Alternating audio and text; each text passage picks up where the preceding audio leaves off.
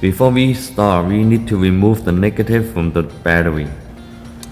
We're going to prepare the installation by mounting the relay fuse box on the bracket using a Phillips head screwdriver with the provided screws.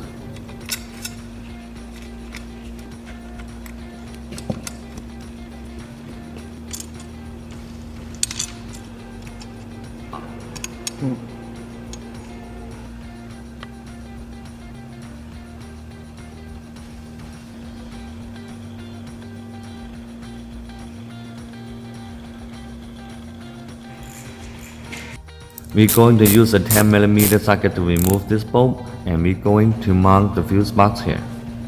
We use the bolt we just removed for the right and use a provider bolt for the left.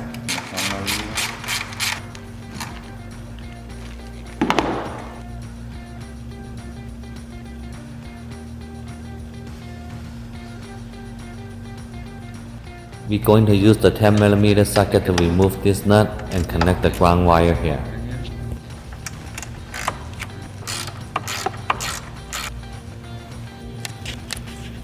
Okay.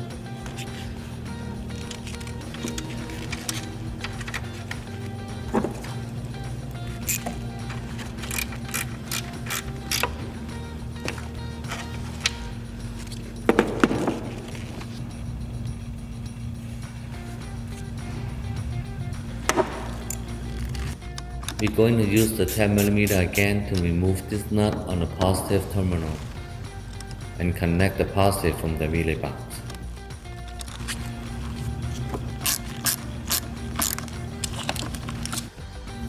We're going to tuck in the wire around the factory fuse box and run it to the driver side. If you order the full kit, you will mount the second relay box here. Remove this nut with a 10mm socket.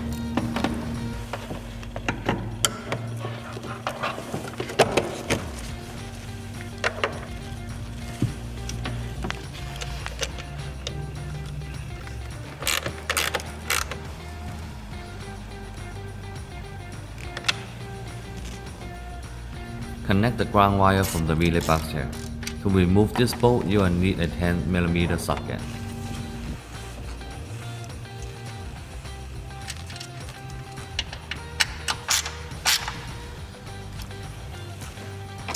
We're going to use the 10mm to remove the coolant overflow tank, and we're going to run the wires behind the tank.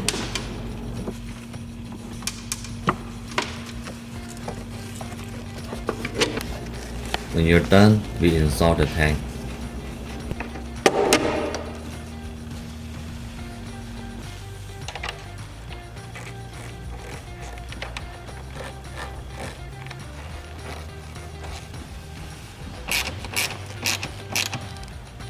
Run the wire to the other side, and we're going to connect to the positive on the battery.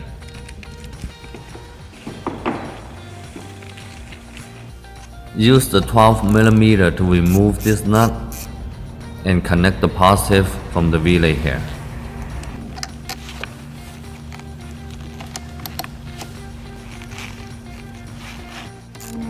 We will need to remove this cap from the firewall and then fit the wire into the cabin through this opening.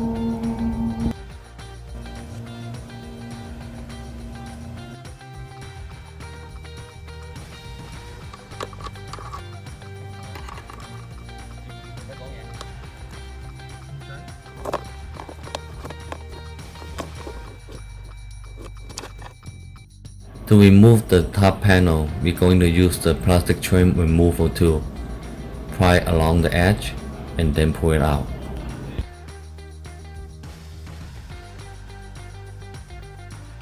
There's two connectors on the back of the panel we need to disconnect.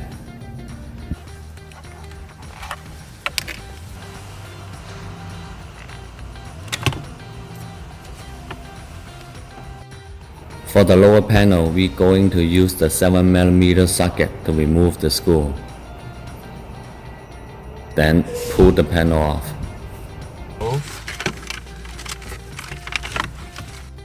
We need to unplug 5 connectors on the back of the panel.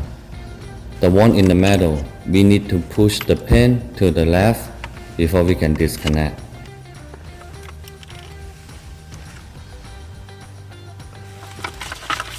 Okay, in order to remove the metal one, you have to push this pin.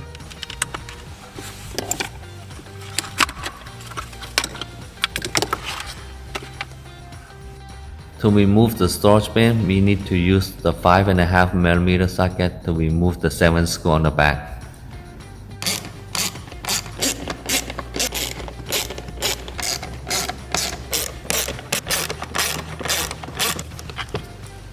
Okay, you take out these 7 screws and you can remove the storage bin. Okay, and to install the switch, we're going to put in the right side first and then the left side. Okay, this one gonna be set on top of the other one.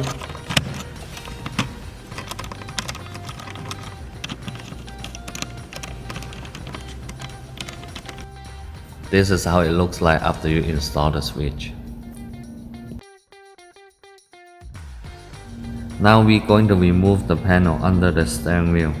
The back of the panel has 6 clips. You can remove by pulling it toward the seat.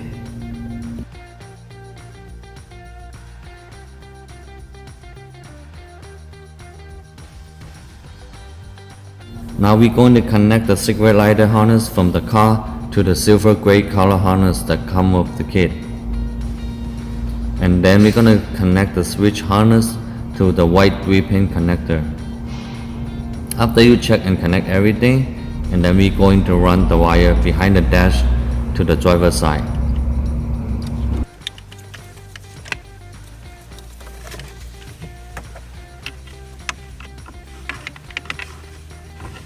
And now we're gonna fit this wire behind the panels.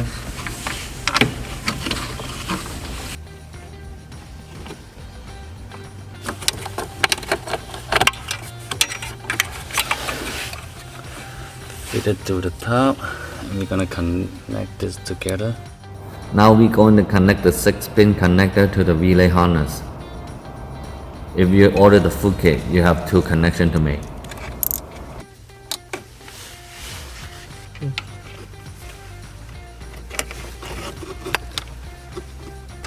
If you order the full kit, you have to connect both of this harness together.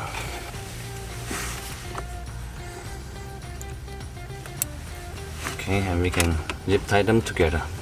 You need to plug this into the canbus terminal behind the glove box if you order the red switch, JPS03 or JPS04. In order to gain access to the canbus terminal, you need to remove the glove box. Open up the glove box,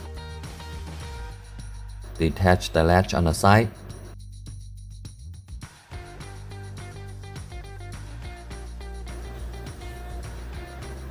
push the tab up, and you can remove the glove box. Run the wire behind the dash. Plug it into any available slot.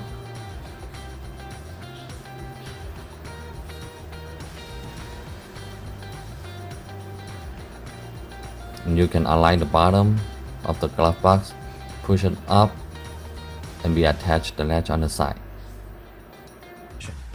Now we can connect the switch to the harness, and we connect all the plugs we pull out. We install the lower panel. Make sure all the clips are in.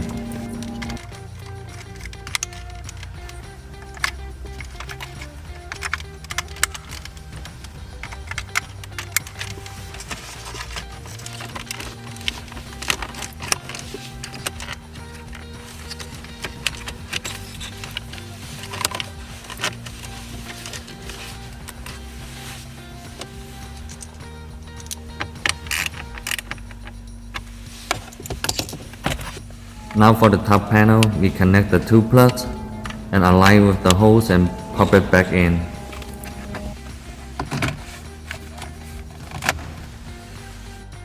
Make sure nothing interferes with your gas pedal or brake pedal, and we install the panel.